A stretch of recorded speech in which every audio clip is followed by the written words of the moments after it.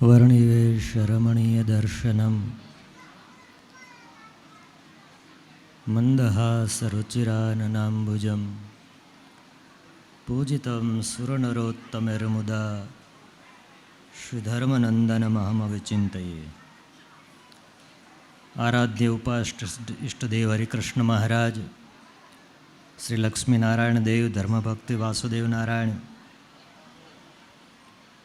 ભગવાન શ્રી સ્વામિનારાયણના 243માં પ્રાગટ્યોત્સવના પુણ્ય અવસરે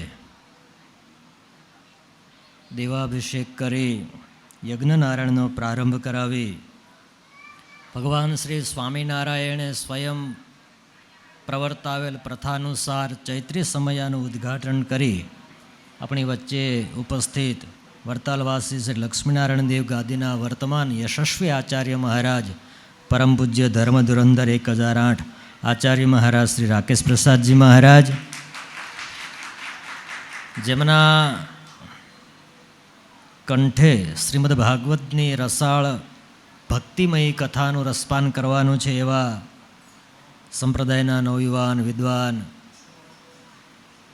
વક્તાશ્રી પરમ પૂજ્ય સદગુરુ શાસ્ત્રી સ્વામી શ્રી નારાયણ ચરણદાસજી સ્વામી, જેમની પ્રેરણા અને માર્ગદર્શન અનુસાર આ ચૈત્રી સમયનું પવિત્ર કાર્ય થઈ રહ્યું છે એવા સત્સંગ મહાસભાના પ્રમુખ પરમ પૂજ્ય સદગુરુ શાસ્ત્રી સ્વામી શ્રી નૌતમ પ્રકાશદાસજી સ્વામી, પૂજ્ય શ્યામ સ્વામી, પૂજ્ય ધર્મજીવન સ્વામી, પૂજ્ય પુરુષોત્તમ પ્રકાશ સ્વામી, જયેન્દ્ર સ્વામી, પૂજ્ય સંહિતા પાઠના તમામ વક્તા સંતો, પ્રેમ સ્વામી, યજમાન પરિવાર, સૌને ભાવથી જય સ્વામિનારાયણ, જય સ્વામિનારાયણ.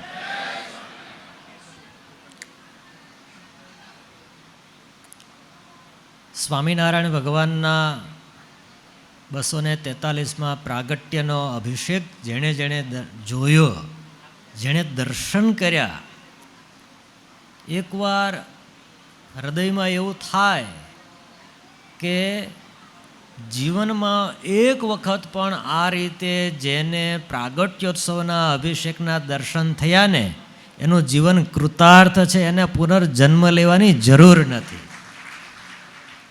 યાદ કરીશું આ સમગ્ર ચૈત્રી સમયાના યજમાન અક્ષર નિવાસી રાવજીભાઈ મહીજીભાઈ પટેલ પંડોળી, હાલ યુકેનો સમગ્ર પરિવાર, કથાના યજમાન શ્રી છે એવા પ્રિયાંકભાઈ અને વિવેક, બંને પરિવારો એટલા લકી છે કે વિવેકભાઈ કદાચ લાંબા સમય સુધી તમે વેઇટિંગમાં રહ્યો. હું એમ કહીશ બાપુજીએ લખાવ્યું હોય તો તમારા દીકરાનો વારો આવે. હરિભક્તોને એટલી લાગણીનો એટલો લગાવ છે કે હરિકૃષ્ણ મહારાજ લક્ષ્મીનારાયણ દેવનો અભિષેક થતો હોય અને એમાં પૂજામાં અમે સહભાગી થયા હોઈએ એવી ઘણા લોકોની આમ તીવ્ર ઈચ્છાઓ હોય છે. કારણ કે હું ઓફિસમાં બેસું છું, મને ખ્યાલ છે સ્વામી જે થાય એ કંઈક કરો, મને એક અપાઈ દો એમ. કોઈક ના પાડે તો તરત મને કહેજો, એવા કેટલાય હરિભક્તો હશે. હું એ વાત માટે ગૌરવ અનુભવું છું કે લખાવે છે ઘણા ભક્તો, પણ એના જ હાથે અભિષેક થાય છે જેના ઉપર હરિકૃષ્ણ મહારાજ, લક્ષ્મીનારાયણ દેવ અને માતા પિતાના પુણ્ય આશીર્વાદ હોય ને એ લોકોને જે તક મળે છે. આપણા જીવનનું એ સૌભાગ્ય છે કે આપણને એ તક મળી છે. ખાસ કરીને આજે જ્યારે અભિષેક થઈ રહ્યો હતો ત્યારે મને એક વિચાર આવતો હતો કે અક્ષરધામમાંથી ભગવાન સ્વામિનારાયણ ગોપાળાનંદ સ્વામીને કષ્ટભંજન દેવે કેવી કૃપા કરી હશે. આપણને એક વખત અભિષેક કરવાનું મળે તો આપણને એમ થાય જિંદગીભર કે મેં અભિષેક કરાયો. બરાબર? આ આચાર્ય મહારાજ છેલ્લા 22 વર્ષથી જન્મોત્સવના દિવસે અભિષેક પણ કરે છે ને સાંજે આરતી પણ કરે છે. એટલે ભગવાને કોને કેટલી કૃપા દ્રષ્ટિ વરસાવી હોય એ આપણે સરળતાથી નથી સમજી શકતા. આજે આનંદ અને ગૌરવ એ વાતનું છે કે બરોબર આના પછીનો સમયો આવશે ને એ લક્ષ્મીનારાયણ દેવ દ્વિશતાબ્દી મહોત્સવ આવે છે. એટલે ઇનડાયરેક્ટલી એવું કહેવાય કે શ્રી લક્ષ્મીનારાયણ દેવ દ્વિશતાબ્દી મહોત્સવની પૂર્વ સંધ્યા એ આપણા ચૈત્રી સમયાનો પ્રારંભ છે. અને એમાં જે અભિષેક થયો છે, ખરેખર ભગવાન સ્વામિનારાયણની કૃપા છે. લક્ષ્મીનારાયણ દેવના આપણા સૌ ઉપર આશીર્વાદ છે. એટલે કોન્સ્ટન્ટલી આપણને એક ભૂલીએ ને એક એવા અવસરો મળે છે. ખાસ કરીને જે ભગવાન સ્વામિનારાયણની પ્રિય ભૂમિ છે, સ્વામિનારાયણ સંપ્રદાયનું સર્વોચ્ચ તીર્થસ્થાન કહેવાય છે, એવા તીર્થસ્થાનને વિશે બેસી અને ભગવાન સ્વામિનારાયણ જેને ભક્તિશાસ્ત્ર કહે છે, યોગશાસ્ત્ર કહે છે, એવું શ્રીમદ ભાગવત કથા એનું શ્રવણ કરવું, અને એ પણ એવા વક્તાના કંઠથી શ્રવણ કરવું જે 200 જેટલી શ્રીમદ ભાગવતજીની કથા કરી ચૂક્યા છે. એવા સ્નેહી વિદ્વાન શાસ્ત્રી નારાયણ ચરણદાસજી સ્વામી એ જ્યારે વ્યાસપીઠ ઉપરથી શ્રીમદ ભાગવતજીની કથા કરશે ત્યારે આપણને, હું અહીંયા ઉપસ્થિત સૌ ભક્તોને, ખાસ કરીને સદવિદ્યા ટીવી, વડતાલ મંદિર યુટ્યુબ, સદવિદ્યા યુટ્યુબ, નવતમ સ્વામી યુટ્યુબ વગેરેના માધ્યમથી જે લાઈવ શ્રવણ કરી રહ્યા છે એમને પણ ખાસ કરબદ્ધ પ્રાર્થના કરું છું. સનાતન પરંપરામાં શ્રીમદ ભાગવતજીનું બહુ મોટું મહાત્મ્ય છે, ને એમાં પણ ભગવાન સ્વામિનારાયણે શિક્ષાપત્રની અંદર શ્રીમદ ભાગવતજીની ખૂબ પ્રશંસા કરી છે. પંચમઃ સ્કંધો, 10મો સ્કંદ અને 5મો સ્કંદ એને ભગવાન સ્વામિનારાયણ ક્રમથી યોગશાસ્ત્ર અને ભક્તિશાસ્ત્ર, 5મો સ્કંદ છે એ સ્વામિનારાયણ ભગવાનના મતે યોગશાસ્ત્ર છે, અને 10મો સ્કંદ છે એ ભક્તિશાસ્ત્ર છે. અને શ્રીમદ ભાગવત છે એમાં 10મો સ્કંદ પણ આવશે, એમાં 5મો સ્કંદ પણ આવશે. અને ખાસ કરીને વિદ્વત જગતમાં એવું કહેવાય છે, વિદ્યાવતામ ભાગવતે પરીક્ષા. જે વિદ્વત્તાની દ્રષ્ટિએ જોતા હોય છે એ લોકો એવું સમજતા હોય છે શ્રીમદ ભાગવતજીની કથા જે સારધાર કરી શકે એના જેવો કોઈ બીજો વિદ્વાન નહીં. પરંતુ આપણે તો ભક્તિશાસ્ત્ર તરીકે એને જોઈએ છીએ, યોગશાસ્ત્ર તરીકે એને જોઈએ છીએ. ત્યારે ભગવાન સ્વામિનારાયણ જે શાસ્ત્રને ભક્તિશાસ્ત્ર કહે છે ને, એના માટે વિદ્વાનોમાં એક બીજી ઉક્તિ એવી છે, ભક્ત્યા ભાગવતમ લભેત ન મેધયા ન ચ ટીકયા. જેને હૃદયમાં ઉત્કટ ભક્તિ હોય એવો જે પુરુષ છે, એવો જે વક્તા છે, એવો જે વિદ્વાન છે, એ પુરુષ ભાગવતજીનું રહસ્ય પ્રાપ્ત કરી છે.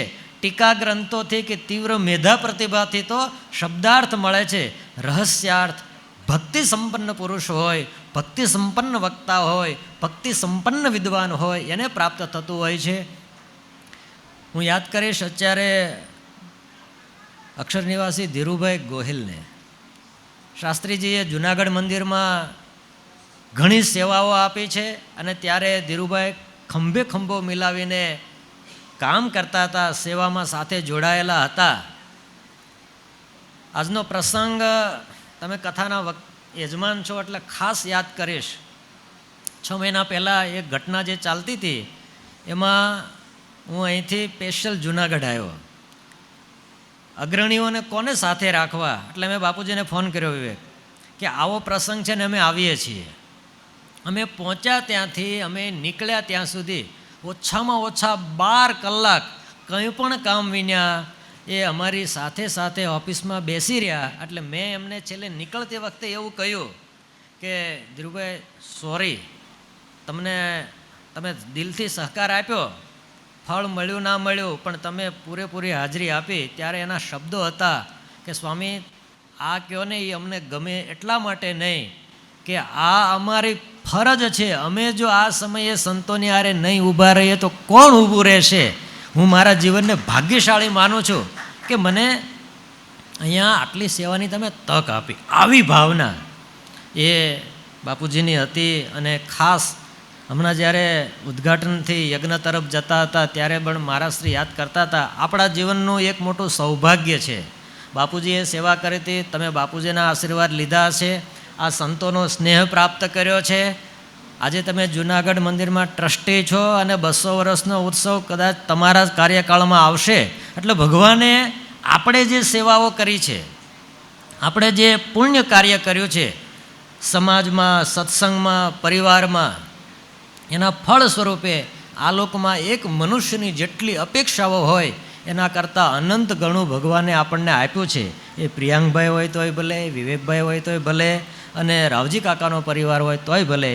વરતાલ વિહારી હરિકૃષ્ણ મહારાજ, લક્ષ્મીનારાયણ દેવ, એમના શ્રી ચરણોમાં આજના પુણ્ય પવિત્ર દિવસે એટલી પ્રાર્થના કરું છું, આપણો આ ચૈત્રીય સમયો નિર્વિઘ્ન, આનંદદાયી અને આપણા આધ્યાત્મિક જીવનને, આપણા જ્ઞાનને, આપણી ભક્તિને પોષણ કરનારો નીવડે ભાગવત કથાના માધ્યમે એટલી પ્રાર્થના કરી યજમાન પરિવાર અને ઉપસ્થિત તમામ સંતોને એટલી વિનંતી કરું છું કે આ સમયો દિવ્ય બને, આ સમયો ભવ્ય બને, અને અહીંયા ઉપસ્થિત તમામને એવું લાગે કે આ મારા માટે આ વાત થાય છે, એવી કૃપા દ્રષ્ટિ આપણા સૌ ઉપર રાખે એટલી પ્રાર્થના સાથે જય સ્વામિનારાયણ.